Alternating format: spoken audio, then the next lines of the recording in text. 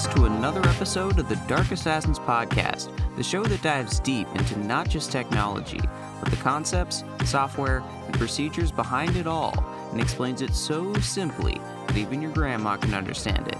As always, I'm your host, the Dark Assassin. So to start this episode off, I am just going to give you all a heads up that there is not going to be a cybersecurity tip for this week, in the sense that we're not going to do that, in large part because I'm sure, as you can see by the title, this entire episode, or at least the main part of it anyway, is pretty much a cybersecurity tip in of itself, and probably multiple tips, I guess you could say. So yeah, that's just kind of a heads up if you're looking for a tip this week. Stay tuned for the main part of the episode, because that's pretty much all it's going to be, is multiple tips for the week. But with that said, if you do have any ideas, topics, questions, anything about the show, you can feel free to send me an email at contact@darkassassinsinc.com. The link for that is down in the show notes below. And with that, let's get into this week's trivia question. So this week's trivia question is, which company created Bluetooth? Bonus points if you can give the year as well. So what company created Bluetooth? Now, getting into some news this week, we have some official announcements from Apple about when the Vision Pro is going to launch. Now, we got the announcement, of course, at WWDC this past year, but it was kind of ambiguous. It's coming early 2024, or I don't know if they specifically said first quarter or what, but pretty much everyone was assuming it was going to be like a spring type thing, like end of February, March, sometime, maybe even later than that, just kind of like very end of whenever the first quarter is. I don't know when that is, but that kind of a thing, so they can say that it was early 2024. But apparently that's not the case, because it's actually going to be launching on February 2nd, which was definitely a lot earlier than a lot of people were thinking.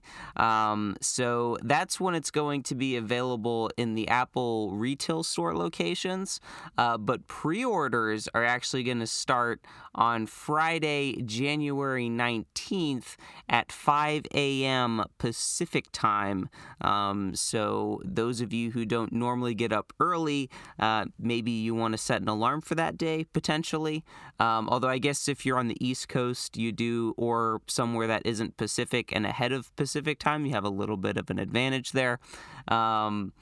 But that is the official release for it. Now, they did come out with a little more, not much more, but a little more information about what the headset's going to be. It's still very ambiguous as far as like specs and, capabilities and all that kind of stuff, which ironically is, well, maybe not ironically, but one of the funny things about this is normal people, aka the people that don't, spend every waking second of their lives, tuning in to the latest leaks from tech companies, when a product gets announced, it's all new to them, like, all the features, the specs, all that stuff, it's like all brand new to them.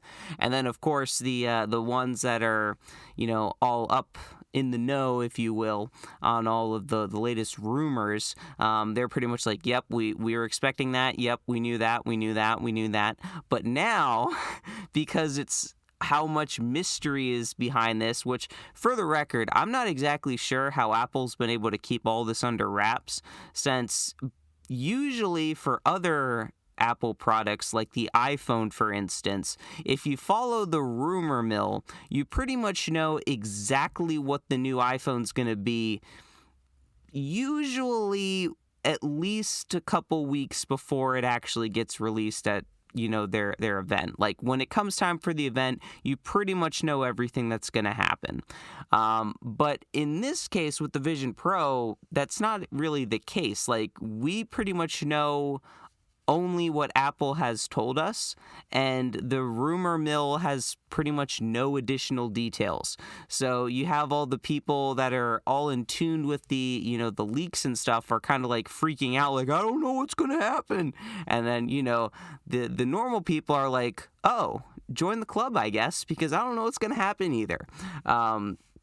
But they did announce some additional information that whopping starting price of $3,499. That, of course, only gives you 256 gigabytes of storage.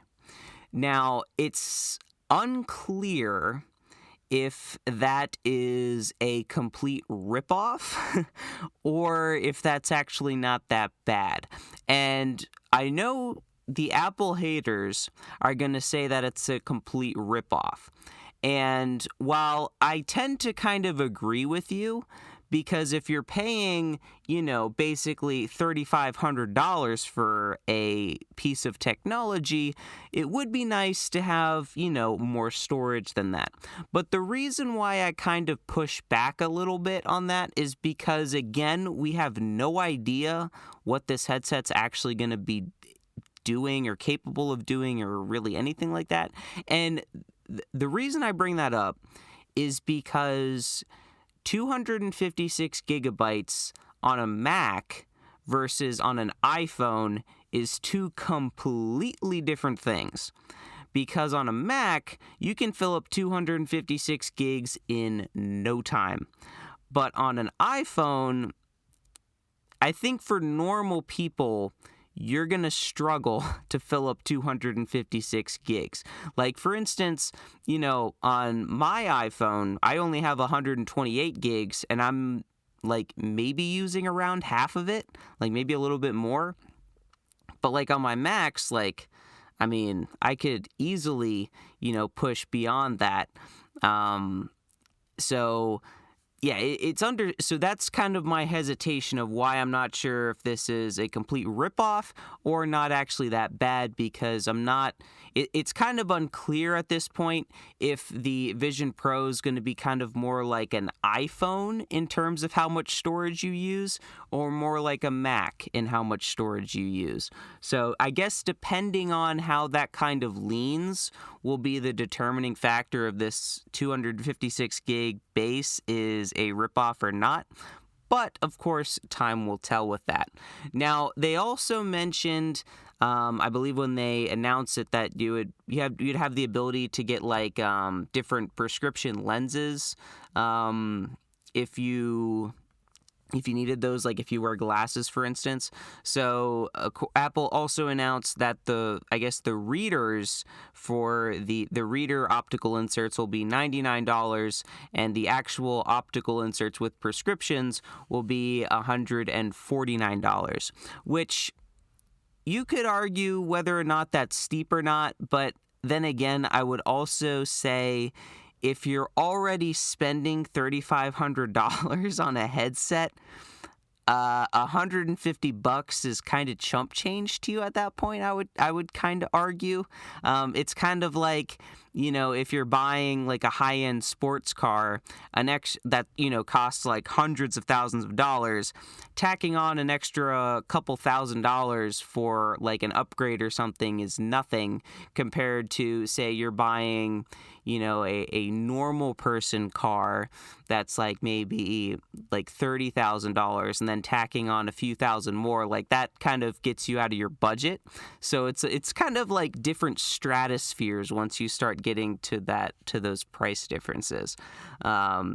So yeah, and then they also kind of mentioned some other things that'll come in the box. So it seems like you're going to get two different types of bands for the headset. So you'll get one that just goes around the back of your head, and then one that'll go around the back and also over the top.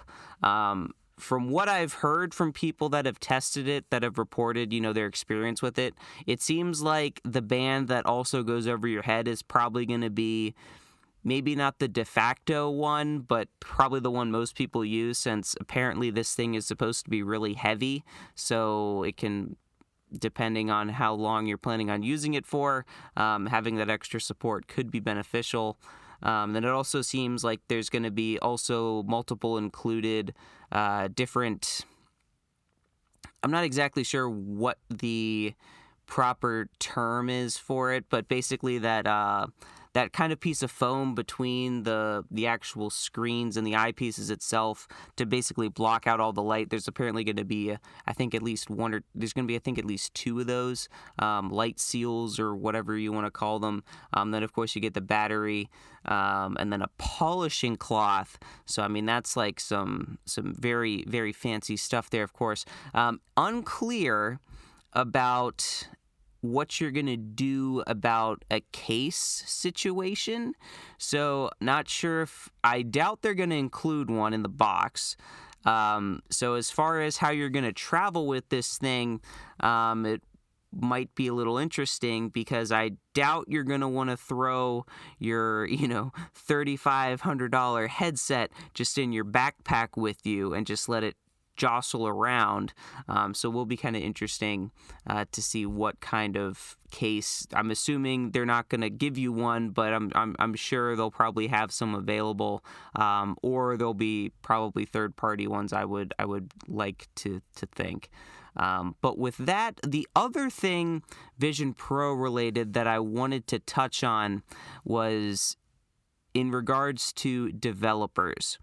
So I'm not sure about you guys, but for me personally, someone who doesn't have any Apple Silicon Macs, I was a little, maybe, I guess, confused, because with Xcode 15, part of the components that came with Xcode 15 was the Vision Pro SDK, or software development kit, or developer kit. And I was confused because on all my Macs, none of them had Vision Pro as an option in regards to, building an app. So if you're not familiar with how Xcode works, when you open up Xcode, you have the ability to select which kind of app you want to, or what platform you want to develop for. So you can select macOS, iPadOS, iOS, Watch. Well, actually, no, not iPadOS, because it's basically the same as iOS. It's macOS, iOS/iPadOS, watchOS, and tvOS. And presumably also Vision OS. But I never saw that option, and I was always a little confused as to why that was the case. But apparently, it turns out that in order to develop for Vision OS and to be able to get access to the Vision OS SDK and the simulator and all that, you need to have an Apple Silicon Mac in order to do so.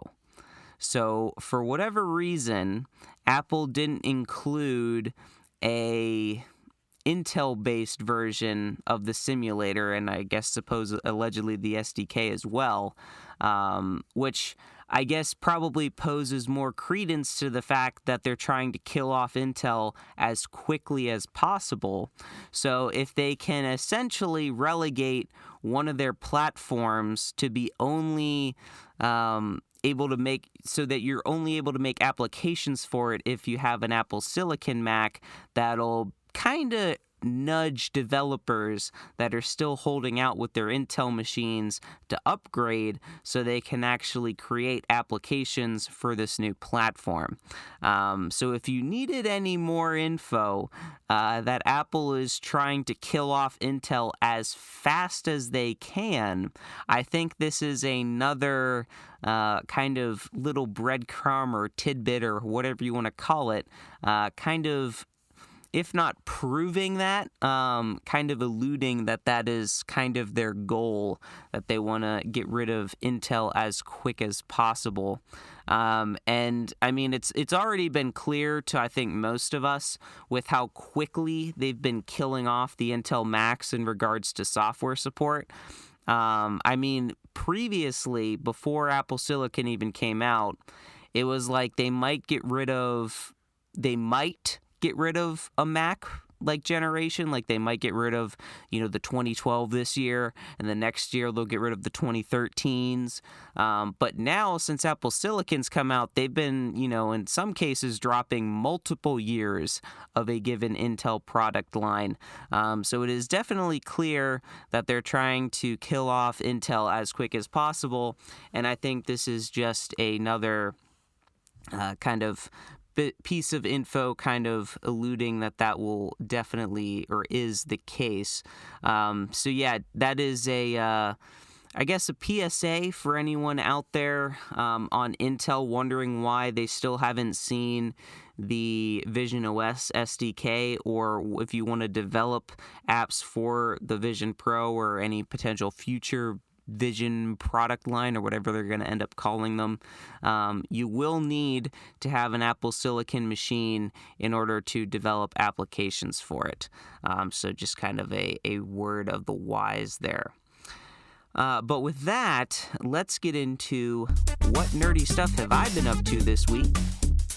So last week, I talked about the Game of Life simulator that I created, and I kind of talked about how I was potentially toying with the idea of adding multi-threading to it because it's me and I can, but kind of having a little bit of hesitation because it realistically probably won't really give any kind of a performance improvement. And of course, if you checked out my GitHub in the past week, you would probably have seen that I did in fact implement multi-threading into the Game of Life simulator that I created. So one of the hesitations I had was the overhead that would be required in order to do multi-threading. But the way that I got around this was essentially was basically only create the threads once. So there's a couple ways that you can do multi-threading. It kind of depends on what you're going for. But one of the potential solutions I had was every time through, which probably is the naive way to do multi-threading in this case, would be every time through the loop, you would divide up your grid into your however many sections based on how many threads you want to make, create those threads, let them do their work, and then join them back together, and you're done. The problem with that is there's a ton of overhead every single time through the loop trying to create these new threads and join them back together.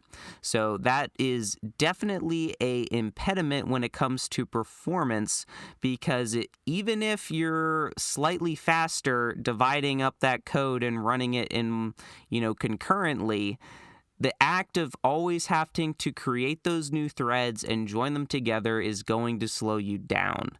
So I didn't elect to go with that, but what I did choose to do instead was create a global thread pool. And basically what that means is I created a pointer to a thread, a pthread, basically a pointer to a pthread, basically making a blank, empty array, if you will, of threads. And then based on user input from a config file, I would either create threads or not create threads, depending on if they wanted it to be multi-threaded. And then before the loop even commenced to do the Game of Life simulation, I would create those threads and then let them go do their work. And the way I was able to do that was by dynamically allocating memory for it, which of course means I would have to free that memory, but that's not really a big deal.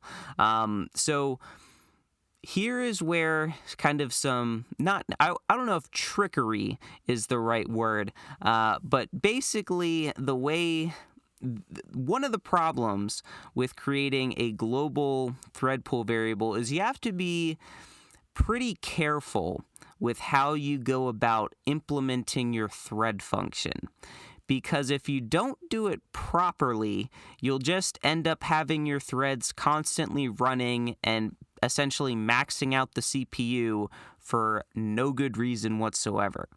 So, but on the other hand, though, if you don't have them constantly running, they'll exit their function and then be waiting to be joined, and you won't actually have them doing any work. So basically what I ended up doing was creating a conditional essentially to basically signal the threads to tell them when there's work to do, and they basically just wait for that conditional to essentially to prevent the instance where I'm just calling like a sleep, because that would be kind of the easy solution. Just check to see if there's work to do and then sleep for a given amount of time. But using the conditional basically kind of wraps that all into one and makes it a lot cleaner. And it prevents the case where the thread checks and then it sleeps, and then right after, say it started the sleep, it got the whatever flag set that it should do work, but it still has, I don't know, maybe another 1/10 of a second of sleep time, so you have a delay before it can actually continue its work. Because, of course, you have to be running this in an infinite loop so the thread doesn't exit, but you also have to make sure that you have a condition on that loop to make sure it can exit. Otherwise, if you try to exit the program, it'll just hang because the threads can never be joined because they're still constantly running. Of course, that's not that big of an issue because you can just create a global Boolean variable, for instance, to basically let the threads know if they're still running or not. And then once you exit your main loop for running the simulation, you basically set that Boolean variable to false, and then that'll cause all the threads to exit, and then you can go through the process of joining the threads together and freeing all your memory and all that jazz. So that's basically in a nutshell how I went about implementing it. I think it works pretty well in the sense that it doesn't destroy the CPU. It still technically uses more CPU percentage, I think, than just doing it single-threaded, which in one case you could argue is worse, and in other cases you could potentially argue it's an improvement, and it kind of depends on how you look at CPU percent utilization. So you could either look at it from the angle of it's using more percent of the CPU, therefore it is worse. But you could also, depending on the operating system, some operating systems like macOS, for instance, can report more than 100% CPU utilization, which is kind of backwards if you think about it, because how can I use more than 100% of my CPU's resources? But how macOS does it is it's basically a percentage of the entire CPU, and what I mean by that is if you have, say, 8 cores on your CPU, like 4 cores and 8 threads, for instance, if you're maxing out only a single thread, it'll say 100%. But if you're maxing out 2 threads, it'll say 200%.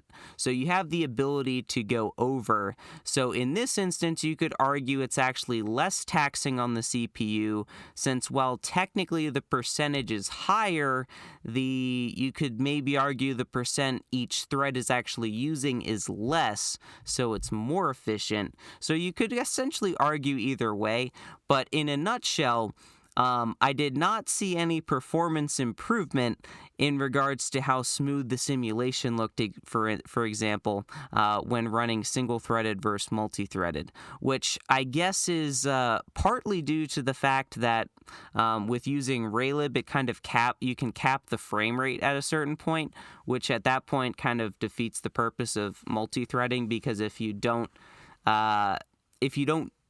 not limited, if you're not hitting a limit before whatever your frame rate is set to. So for instance, if you say you set the frame rate to be 60 but you're only hitting 45 frames, then you could potentially see the benefit for multi-threading and kind of doing things concurrently.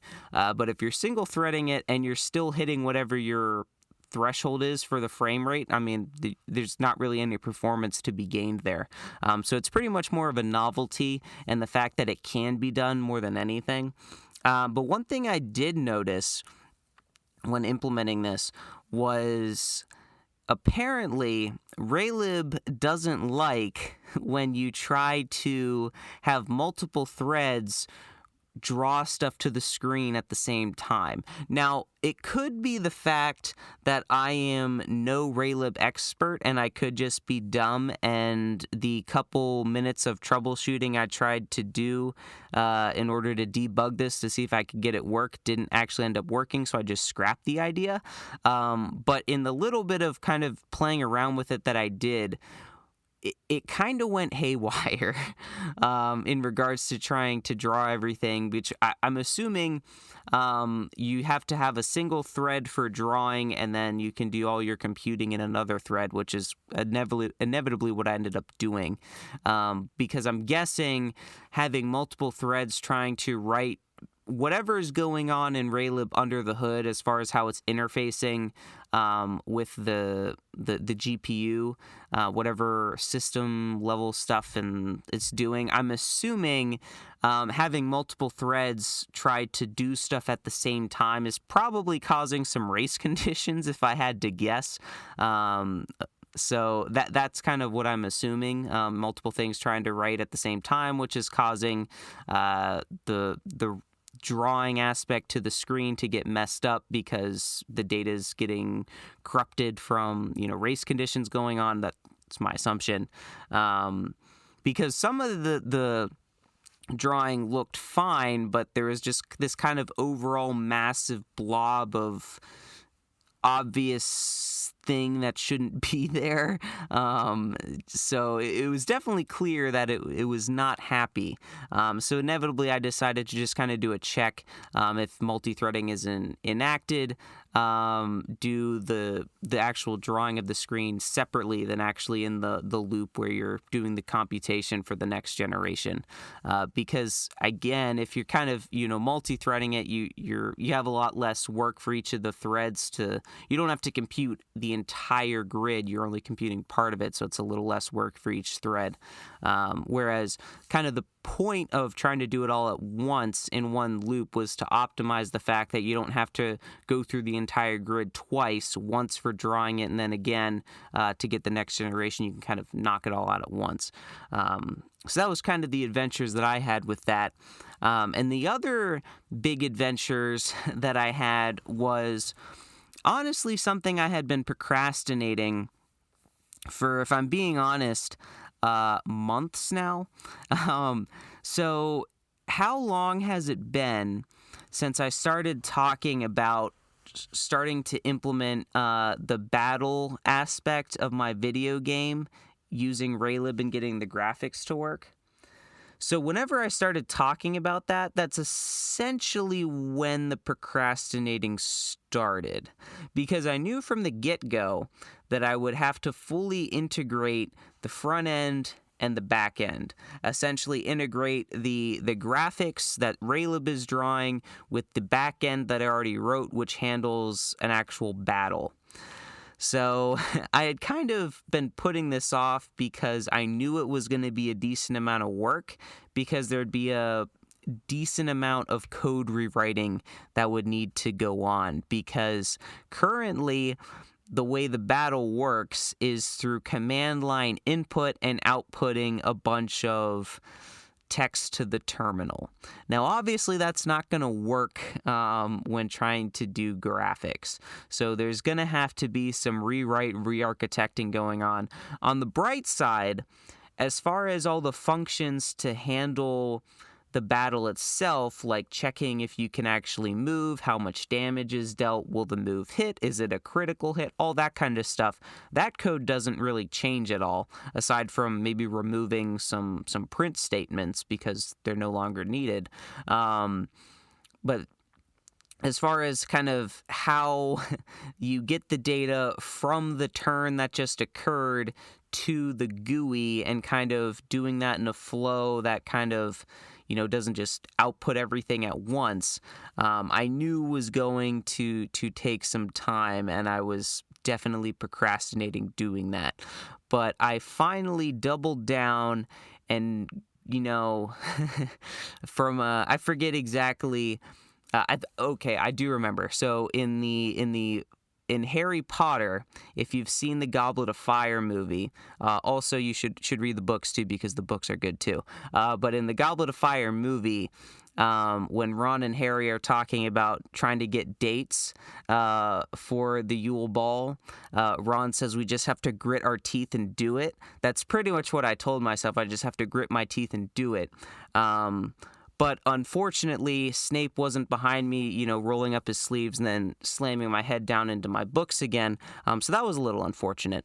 But I did decide to finally get into the weeds and start implementing that. And it is not done, but it's very crude, but it is partially implemented. So I can actually, select a move that I want to use, and it'll use that move, and it'll say if it was a critical hit or not, if it was super effective or not, and it'll say what the other opponent used, if they fainted, gain experience. So it'll pretty much do everything. It's just the implementation is quite crude because I'm still working out the kinks, if you will. Still trying to get other things implemented. It doesn't take into account recoil yet. Well, it does, but it doesn't output that in any way. It doesn't take into account any kind of status conditions. Again, it does. It just doesn't output that in any way. It also just does the damage all at once. It doesn't actually, show the damage slowly decreasing in order as with the dialogue. So there's still plenty of work that needs to be done, but at least the initial implementation of getting those two to interact and talk, if you will, is kind of there. So that was definitely a big win and definitely awesome to see. And if you'll remember back to a few episodes ago, taking the small wins, right? Yes, there is still a ton of work that needs to be done with it, and it is nowhere near done. But when I got to my stopping point, I still considered it to be a pretty big win because of how it's now integrated and it's working together. It's just not visually pleasing, if you will, but it is technically working and implemented, and it's all good. So I decided to take that as a win and kind of move on. And I definitely could have spent even more hours trying to work on it, but at that point it was already kind of getting past when I wanted to be working on it. I kind of elapsed the time I wanted to spend on it that I had as far as free time was concerned. So I just decided to consider it a win and end on a happy note. So that was what I was doing. But also, we talk a lot on this podcast about coding, software development in general, and we also talk about cybersecurity. And I mentioned at the top that we weren't going to have a cybersecurity tip in lieu of this main portion of the episode, basically being one large cybersecurity tip or multiple cybersecurity tips, if you will. And that is the idea of secure coding. So I kind of wanted to touch on, what it is, why it's important, and all that good stuff. So the TLDR, I guess, if you will, or since this is a podcast, the TLDL, too long didn't listen, is ensuring your code doesn't have vulnerabilities. All right, thank you everyone for listening. That was the podcast for the day. I'm kidding. Now, obviously, that is definitely maybe kind of a loaded statement because ensuring your code doesn't have vulnerabilities is a lot easier said than done. But this is in part why, in my opinion, I think every software developer should at least have some cybersecurity background. Now, I'm not saying that you have to be an expert and essentially do, bug bountying and being a white hat hacker on the side. Like, definitely not, because that's, a profession in all of itself. But you should at least have, a basic understanding of cybersecurity principles, kind of how threat actors think, and some common exploits that used against software, so you can identify those when you're writing software and be able to prevent against those. But writing secure code is a lot more than just ensuring your code doesn't have vulnerabilities, since it's definitely important to make sure you're not putting buffer overflows all throughout your code. But it's also important to make sure you're not leaking private, sensitive, or otherwise confidential information in your code base. So, for instance, you definitely shouldn't be hard coding passwords or user credentials or otherwise storing those in plain text. I don't think you need me to tell you why that's not a very good idea. Because even if your assumption is you're trying to do the old privacy through obscurity by having your software be closed source, if you're using, say, a compiled language, or even if you're not, there's these things called disassemblers that are able to disassemble the code or the executable and turn it into rough source code of kind of a general idea of how the code might have looked when it was compiled.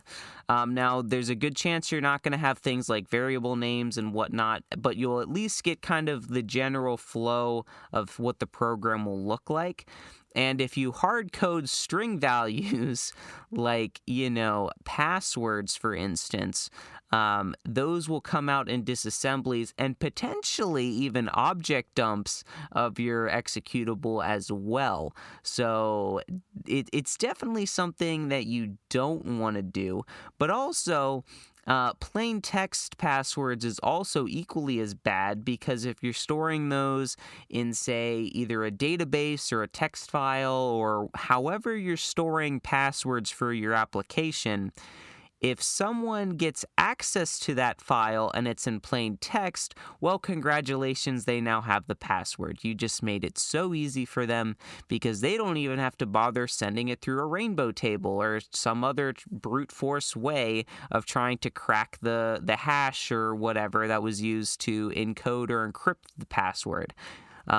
So yeah, I don't think you need me to tell you that you shouldn't be hard coding passwords or credentials or storing them as plain text, but apparently I do, because I don't think it was too long on the podcast we talked about I want to say it was Cisco, maybe, or maybe it wasn't Cisco, but like some like networking related thing where there was like a vulnerability where essentially there was some hard coded like default credentials or something. So yeah, don't do that. The other thing that you could also potentially, which you wouldn't necessarily want in your code, is IP addresses especially if it's like infrastructure on your internal network. Like if you have some like front-facing server that reaches into the internal network for various database queries or otherwise getting assets from somewhere.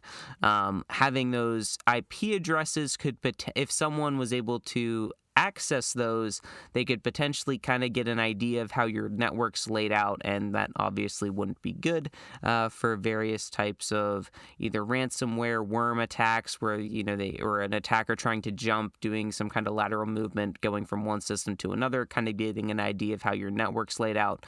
That's definitely something not good.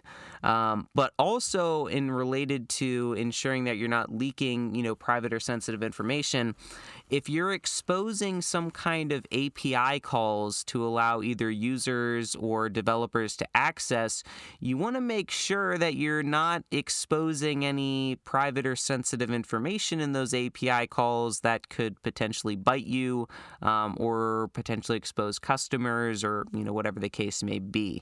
And also in the same vein, we've talked on numerous occasions about needing to verify user input.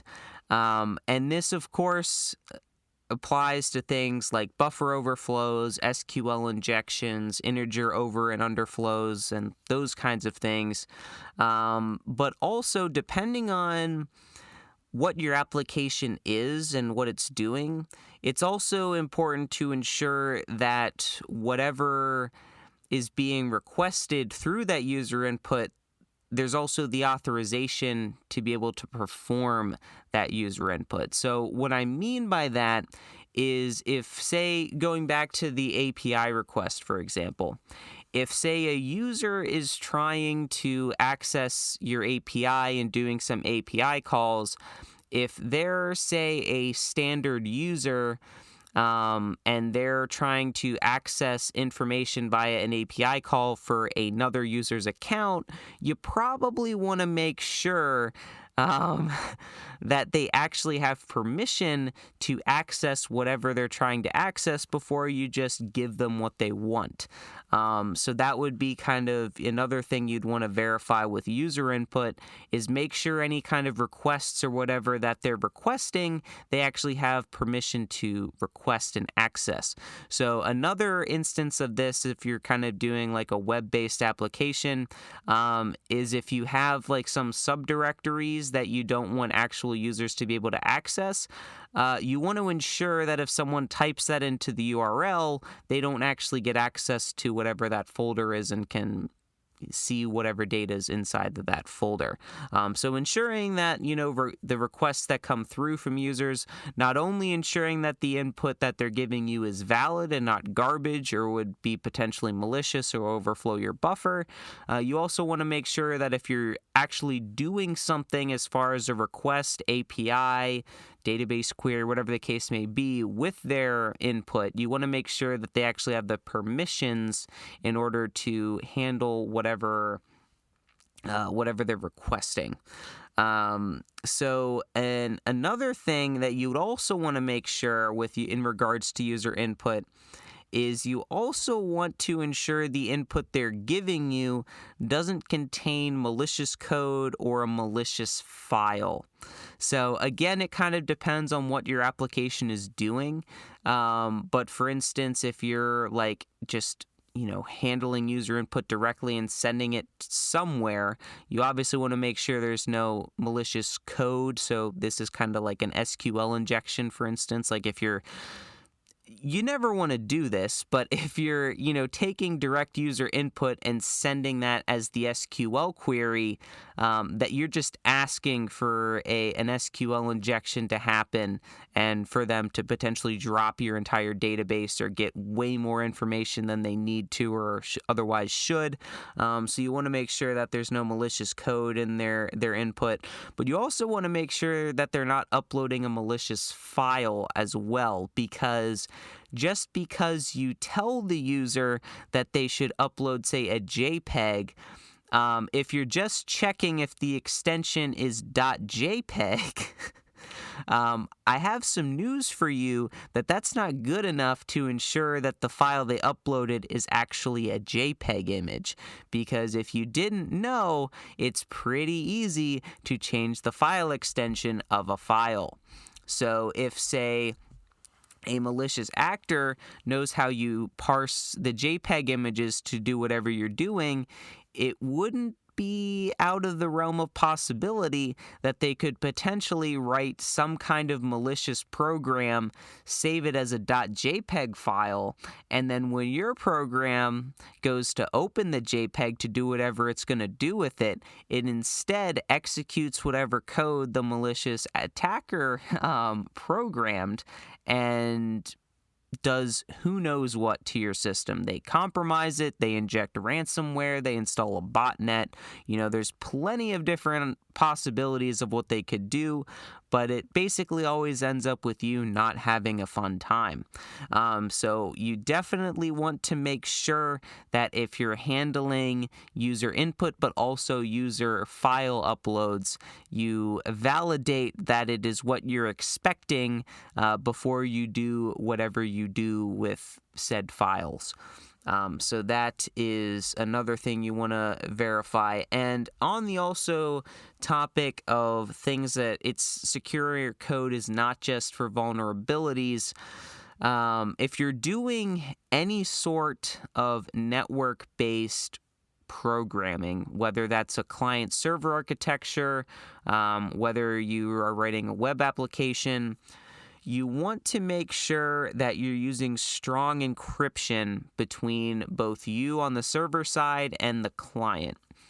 And I don't think I need to give too much explanation as to why you should do that, but let's go through a brief example of, say, you have a way for users to sign into your application, your website, whatever the case is.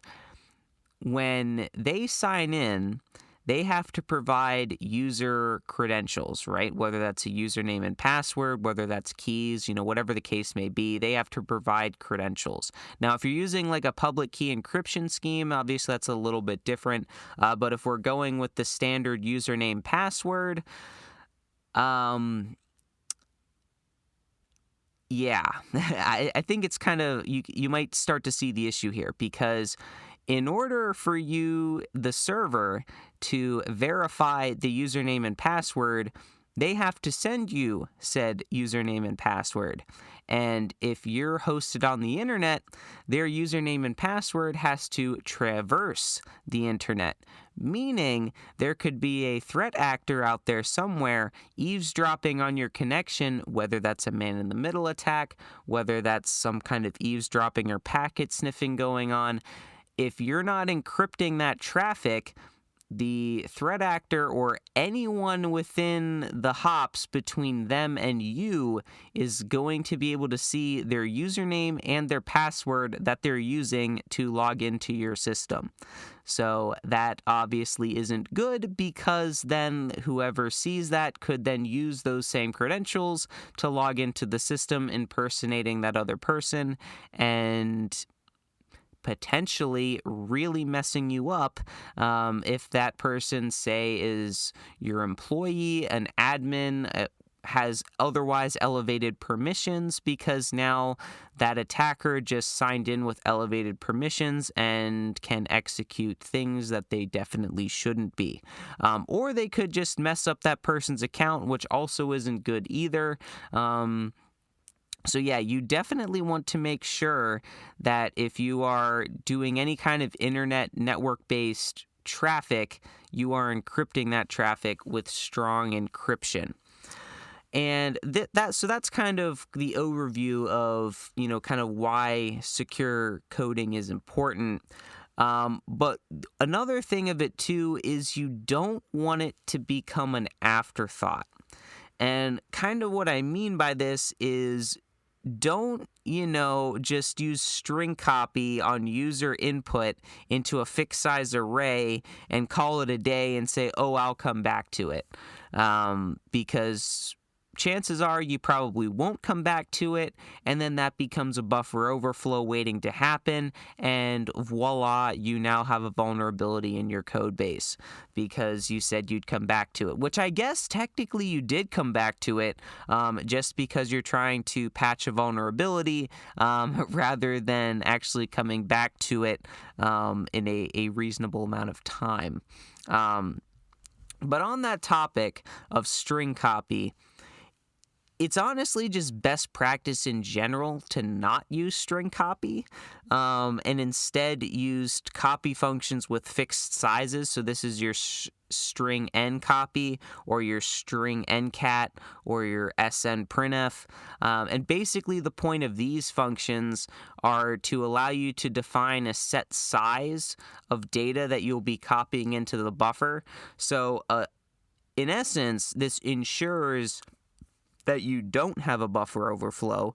Now, technically, you still can if you mess up your sizing, but in an ideal world, when you're setting how much data to copy into your buffer, you are not setting that value to be more than the size of your buffer.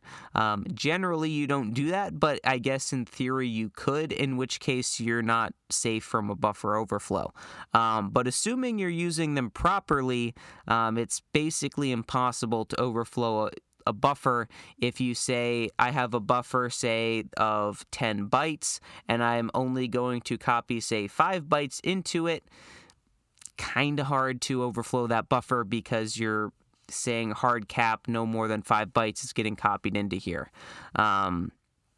So that it's just in general good practice to use any kind of copying like function like that where you're storing data into a buffer, that you use something with a fixed size to ensure that you don't overflow your buffer. So that's just in general good practice. But it's not just buffer overflows that can be a problem, because there's also things such as integer underflows and overflows that can also cause issues that you definitely need to account for. So for instance, if you're using unsigned integers, or in other words, integers that don't have negative values, if you give it a negative value, that'll essentially just roll over to the max. So for instance, if you are trying to use an unsigned char, which is basically 0 to 255. If you give it a -1, it's not going to be -1, it's going to be 255, which, depending on what you're trying to do, that could cause some undefined behavior. And it also works in the other way too. So if you're, say, using just a generic integer and you go over whatever the max integer value is, it'll wrap around and become negative. So that could also potentially cause undefined behavior. And those are both instances of integer underflows and overflows. So that is definitely something that you want to be mindful of when dealing with integers, is checking for things like that and ensuring that you don't run into an underflow or overflow situation, since that could definitely mess you up. And it's not necessarily something that's all that common, but it can happen. I believe it was Computer File did a pretty good video not too long ago about a bug that was discovered in, I believe it was the binary search algorithm. And in essence, it was a case of an integer overflow instance. And basically what happened was in essence, in order to find the middle, they would, I think it was add the min, add the max, and then divide by 2. The problem is if your min and max values are large enough, you could overflow the integer value and end up with a negative number, which would give you an array out of bounds error and crash the program. So again, an instance of integer overflow causing undefined behavior. So it is something that you do have to be mindful of and take into account, especially when it comes to secure coding. And also when it comes to secure coding, you also want to ensure that you patch vulnerabilities and bugs as soon as feasibly possible. Obviously, vulnerabilities you want to prioritize over bugs, but even bugs that might seem harmless could potentially pose a vulnerability, because there are instances where a harmless bug that either causes undefined behavior to return from a function, or potentially causing a program to crash, which again isn't ideal. They might seem potentially harmless, but those bugs can sometimes, given specific input, turn into vulnerabilities. Case in point, buffer overflows. So in most cases, a buffer overflow will just overwrite some so in essence, a buffer overflow overwrites memory, right? And depending on how much you overflow the buffer by, this could either just corrupt some memory that doesn't really cause an issue and your program keeps on chugging, or it could potentially crash the program because you overwrote too much memory. But there are instances where if you overflow the buffer just right with the correct input, you can cause a buffer overflow to happen, and the attacker could inject arbitrary code, pop a root shell, have full access to the system.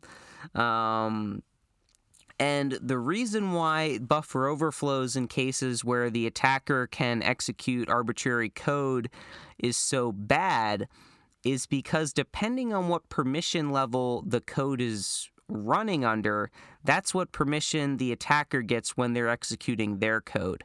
So this is definitely an issue with system level applications and programs. So if you're running something at the system, kernel, or administrative, or some elevated permission level, because the attacker is executing that code within the process, it's running with whatever permissions that process is being executed with. So if you're, say, on Linux, for instance, and that process is being run as root, any code that's being executed by that program and by that process will be executed as root. So if the attacker is able to inject arbitrary code and potentially, whatever code they inject will be run as root, which means if they pop a shell or essentially get a shell directly into your machine to enter whatever commands they want, all those commands will be executed as root, which is obviously not ideal for you being the owner of the system. So that is why buffer overflows are so potentially deadly, because of all the access that attackers can have. But to someone that isn't a skilled hacker, if you will, and for just your generic user, in most cases, a buffer overflow is just going to crash the program, or depending on how much it gets overflowed by, potentially not do anything at all, like I mentioned. So this is a perfect example of a case where something that could potentially just be a harmless bug could actually be a vulnerability in disguise. So whenever you see any kind of bug or vulnerability, it's definitely something that you want to get patched as soon as you can. And one way to help prevent these bugs from popping up is to ensure proper code test coverage.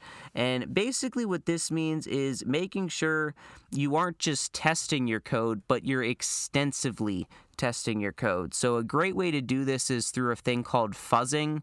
I think we talked about it on the podcast a while back, but essentially what fuzzing is it essentially injects a bunch of random arbitrary input into your program. And if you can survive that, there's probably a pretty good chance that you're good. Because one issue that we developers run into when testing our programs is we get so fixated on trying to get our program to work that we're always testing the same input over and over again. And then we often find instances where we can get it to work reliably because we know what input we're giving it and we know the input's good, but then someone else will come along that isn't us, that doesn't know what input will get it to work, and will pretty easily crash it. So this is an instance, if you have automated testing set up, you can set specific instances, whether you're using fuzzing or just writing your own automated tests, where you can ensure you're going to have cases that aren't ideal, that will hit those edge cases that would cause the program to crash if you didn't take the proper precautions to handle it accordingly. So that's one of the reasons why automated testing is really good. But the other reason it's really good is if you can have it automated in, maybe a DevOps pipeline perhaps, and have it always run every time you're trying to, push and publish code changes, is because it makes your life so much easier, because manually testing every aspect of your code, depending on how big your code base is quite honestly not feasible, especially if you have a really large code base.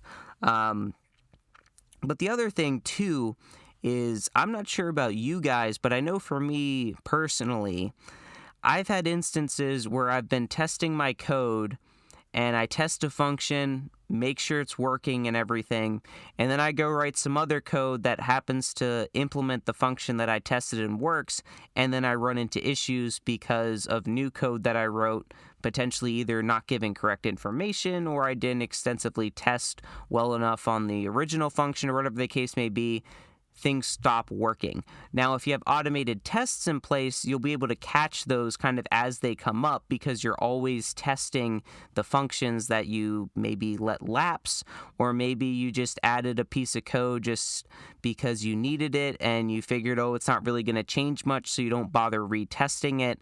Cases like that where you just kind of don't really think about it, if you have automated testing set up, you'll always run through the same suite of tests and you can essentially make sure that your code is being tested thoroughly and always being tested thoroughly to make sure you can catch small little bugs like that could pop up.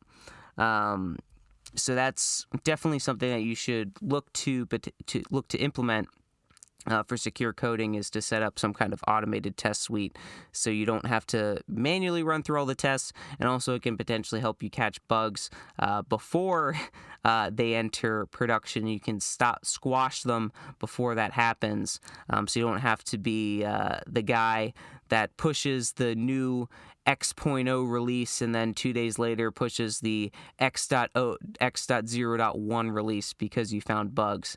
So that could potentially help you with that also.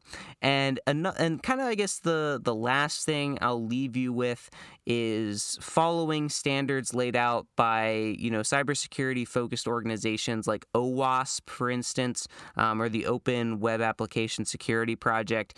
Now, of course, they're kind of more focused towards web-based applications, but there is also some overlap with non-web-based applications as well. So just because you might not be a web developer, that doesn't mean some of their recommendations aren't applicable to you. So for instance, it doesn't matter if you're writing a web app or if you're writing an app that only runs locally. If you're dealing with an SQL database, for instance, you have to be sure to validate user input to help prevent against SQL injections, and that's going to hold true whether you have a database server and your web server and those two communicate, or if you're running everything locally on the same box. That's not even a web application. Same concepts still apply. You have to prevent against SQL injections, and just the same thing for handling user input in general, right? It doesn't matter if you're writing a terminal-based application that only runs locally, whether it's a game, whether it's a GUI application or a graphical user interface, or a web-based application, it doesn't matter. You always have to ensure that you're handling user input properly. And another thing OWASP also talks about is about encryption standards and making sure that you're, using good encryption when it comes to handling like user authentication and that kind of stuff. And the same thing holds true if you're not making a web-based application and doing some other kind of client-server thing like we talked about, or just in general, it's good to have good encryption whenever dealing with user credentials so those aren't stored in plain text. So even though OWASP is kind of more focused on web-based stuff, there are definitely still a lot of good tidbits in there, even if you aren't developing web-based applications. So that is kind of a crash course, if you will, kind of going over secure coding, why it's important, and why all the developers out there should definitely be implementing it, because it will not only make your code that you write better, but it'll also make the companies that you inevitably work for happier, because then they don't have to come out with a bunch of PR reports trying to ease the firestorm of the latest vulnerability that came out against their software, because you took the necessary steps and precautions to implement secure code in the first place, rather than trying to patch the vulnerabilities later because of negligence. So with that, let's conclude the episode with our trivia question. So this week's trivia question was, which company created Bluetooth? And bonus points for the year. If you said Ericsson Mobile in the year 1989, you are correct, and you got this trivia question correct for this week, so congratulations to you. And if you enjoyed this episode or you got anything out of it from all the secure coding talk, I definitely ask that you subscribe and give it a review. And also, if you know any developers out there, probably would be a good idea to send it to them too, because they definitely need to hear that they need to implement secure coding into their software development principles and practices to ensure that they don't program vulnerabilities into their software, because that's obviously not good. But if you have any questions about this episode, comments, or topics for future episodes, like I mentioned in the beginning of the episode, shoot me an email at contact@darkassassinsinc.com. Link is down in the show notes below. And that's going to do it for me in this episode of the Dark Assassins podcast. Until next time, my fellow assassins, remember, bull nothing equals true. If action not equal to null, return true. I'll see you next time on the Dark Assassins podcast.